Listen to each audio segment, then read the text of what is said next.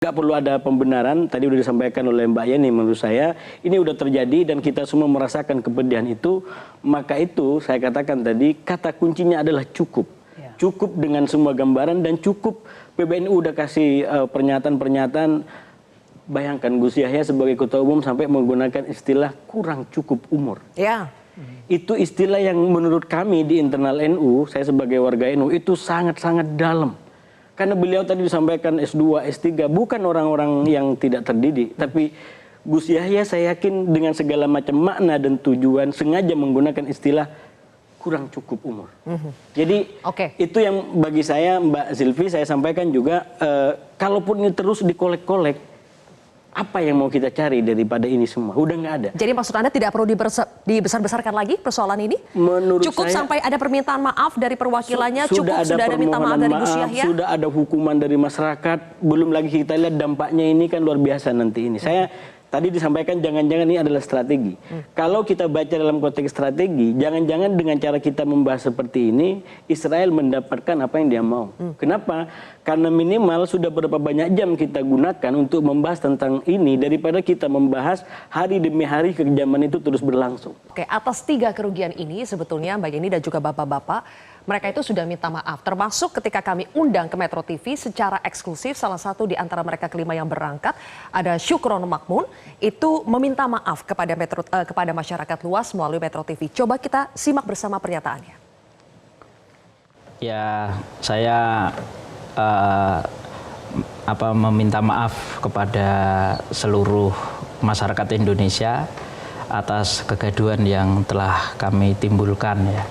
Tapi sebenarnya memang tanpa ada maksud ketika saya berangkat ke sana untuk dukungan ke satu bentuk dukungan, tapi saya melakukan kunjungan interfaith dialog ya. Jadi dialog lintas iman sebenarnya, dan memang yang kita serukan itu sebenarnya adalah pesan perdamaian, supaya kedua belah pihak itu karena ini kan sebenarnya baik semua itu dari agama Abrahamik kan, jadi supaya ya sama-sama menahan diri untuk tidak perang, karena perang siapapun yang menang atau yang kalah sama-sama rugi.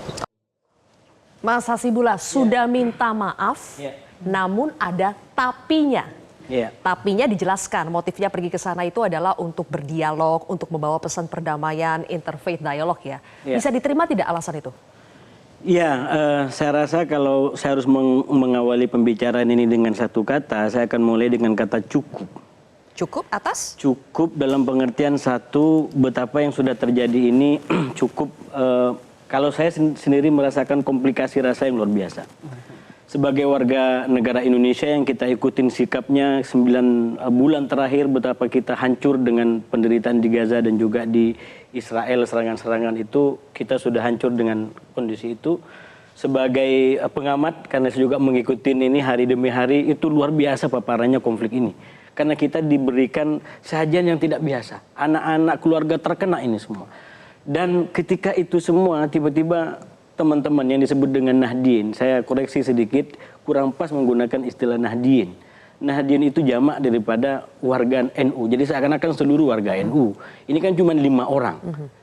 Bukan semua warga NU itu. Jadi itu yang juga membuat kompilasinya bagi saya lebih dalam lagi. Dan yang terakhir kalau saya harus menyampaikan, ini saya juga heran kenapa akhirnya kemudian yang ditembak itu adalah identitas NU. Padahal ini dalam konteks jurnalisme kita tahu penggunaan identitas itu adalah punya makna. Ini kan warga negara, dan kalau bicara latar belakang, beliau juga banyak punya latar belakang yang lain. Saya kebetulan kenal baik dengan 2 orang di antara di situ. Dulu pernah ketemu di Mesir. Kenapa kok nggak misalkan warga Mesir misalkan? Tapi kan ini semua sudah terbentuk, oke lah, ini nggak perlu ada pembenaran, tadi udah disampaikan oleh Mbak Yeni, menurut saya ini udah terjadi dan kita semua merasakan kepedihan itu, maka itu saya katakan tadi kata kuncinya adalah cukup. Cukup dengan semua gambaran dan cukup PBNU udah kasih pernyataan-pernyataan. Bayangkan Gus Yahya sebagai ketua umum sampai menggunakan istilah kurang cukup umur. Itu istilah yang menurut kami di internal NU, saya sebagai warga NU itu sangat-sangat dalam. Karena beliau tadi disampaikan S2, S3, bukan orang-orang yang tidak terdidik. Tapi Gus Yahya saya yakin dengan segala macam makna dan tujuan sengaja menggunakan istilah kurang cukup umur.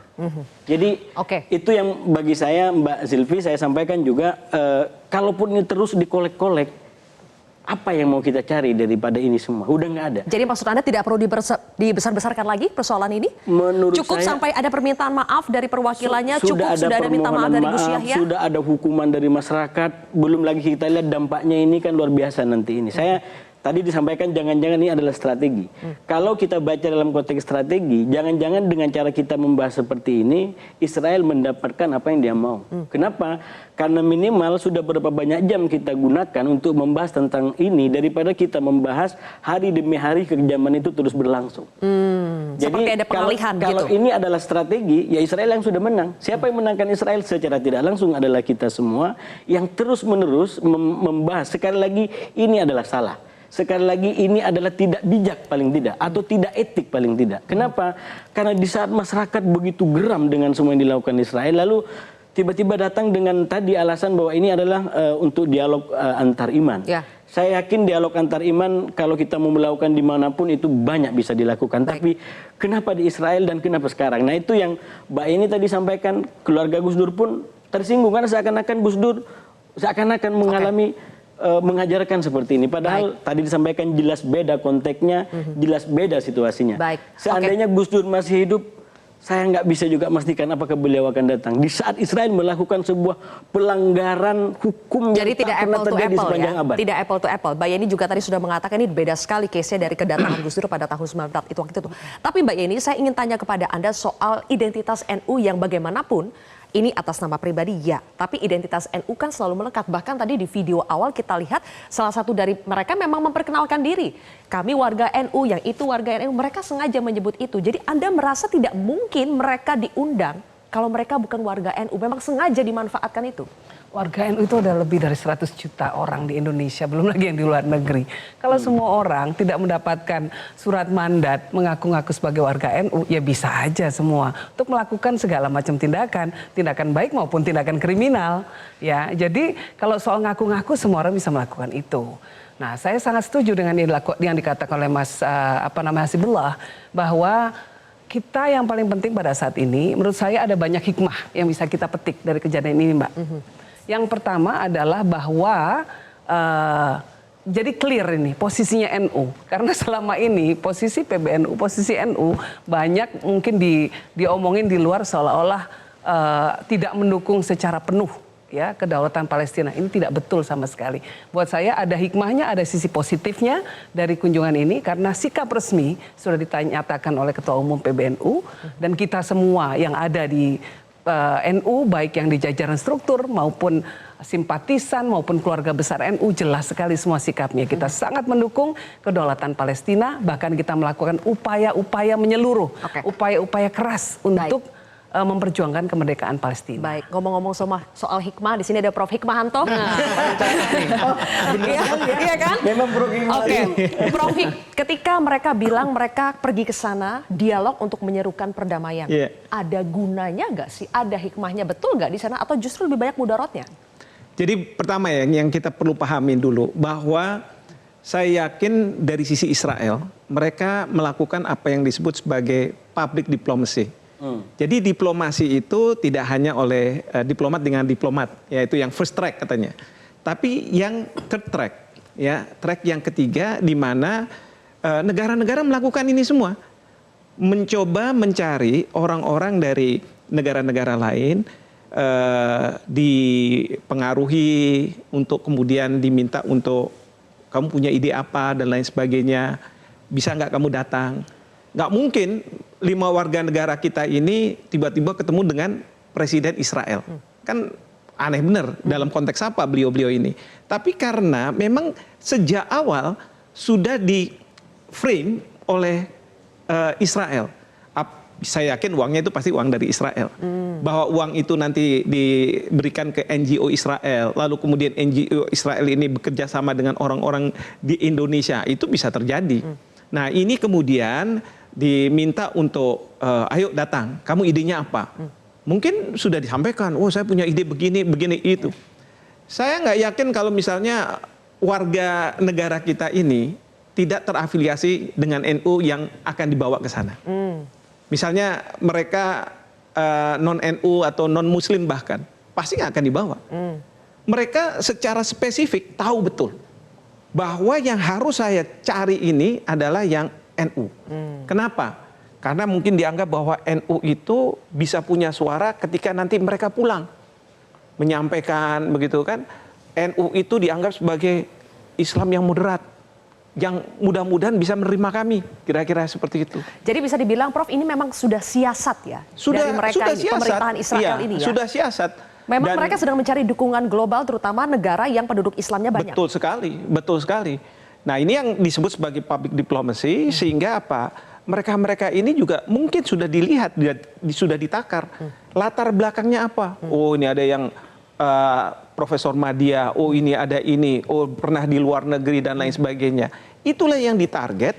Nah yang kemudian menjadi target merasa bahwa iya ya, daripada kita selama ini demo-demo, kita menyuarakan, nanti ditangkepin dan lain sebagainya. Ini ada kesempatan untuk ketemu dengan presiden, dengan mungkin pejabat-pejabat dalam konteks interfaith dialogue gitu kan. Jadi mereka naif, Prof? Ya sebenarnya nggak naif juga kalau menurut saya. Mereka juga punya perhitungan, cuman salah perhitungan. Maka Pak Ketua Umum PBNU mengatakan ini gagal ini. Berarti benar kata Mbak Yeni yang kemarin Mbak, dong? Tapi Mbak bukan sebenarnya cuma tapi NU bodoh. Prof. Jadi 2017 itu ada rombongan MUI. Mengatakan diklaim sebagai representasi MUI. MUI juga langsung membantah. Jadi memang ini mereka selalu melakukan ini. Jadi Israel memang melakukan public diplomacy tadi, menggunakan banyak tangan. Belum tentu loh uangnya dari Israel langsung, bisa juga dari Amerika, bisa juga dari ini yang akan kita bahas, Eropa kita dan lain akan sebagainya. telusuri aliran dananya. Nanti saya akan tanya kepada Gus Fahrur dan kami juga kemarin sudah tanya sebetulnya sponsornya itu siapa. Tapi kita harus jeda terlebih dahulu pemirsa, kontroversi akan kembali sesaat lagi.